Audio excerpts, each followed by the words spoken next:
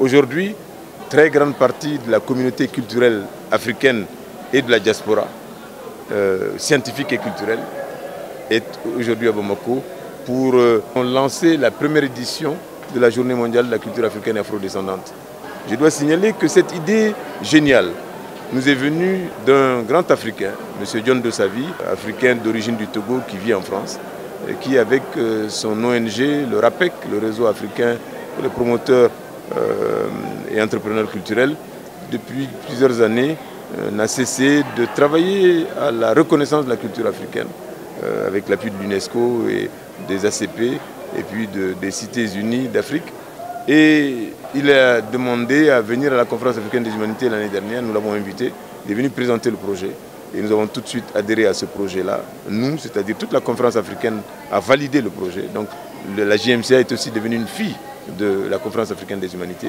J'apprécie que le premier pays, n'est-ce pas, qui ait eu le courage de signer cette charte et la ratifier, c'est ce même pays, le Mali, qui accueille la toute première édition, n'est-ce pas, de la Journée mondiale de la culture africaine. Et cela nous fait énormément plaisir que nous représentons aussi ici le Bénin, notre beau pays aussi, qui a aussi signé et ratifié cette charte.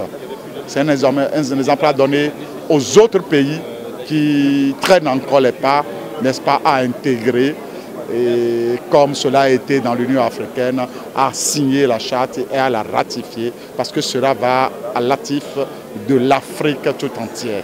Si déjà nous sommes 55 pays, et que depuis 12 ans, nous avons que 12 pays qui l'ont ratifié et qui l'ont signé, je crois que nous avons encore du chemin à faire. Et ce que nous vivons aujourd'hui, c'est vraiment une étape fondamentale. C'est un processus qui est en marche depuis les indépendances. Et comme il a été dit, c'est une charte qui doit être l'affaire de tous. Et ça, je pense qu'avec tous les scientifiques, tous les acteurs culturels et tous les engagements qui ont été pris, cette Afrique-là sera vraiment digne d'elle-même parce qu'elle a été berceau de l'humanité et elle est certainement aussi l'espoir de l'humanité, comme Joseph Kizerbo l'avait prédit.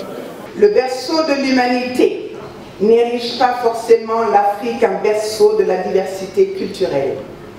Mais nous, Africains et Afro-descendants, pouvons avec fierté clamer et réclamer une sorte de suprématie culturelle tant elle est riche et variée sous nos cieux. Ce qui m'amène à aborder la question de l'institutionnalisation de la Journée mondiale de la culture africaine et afro-descendante.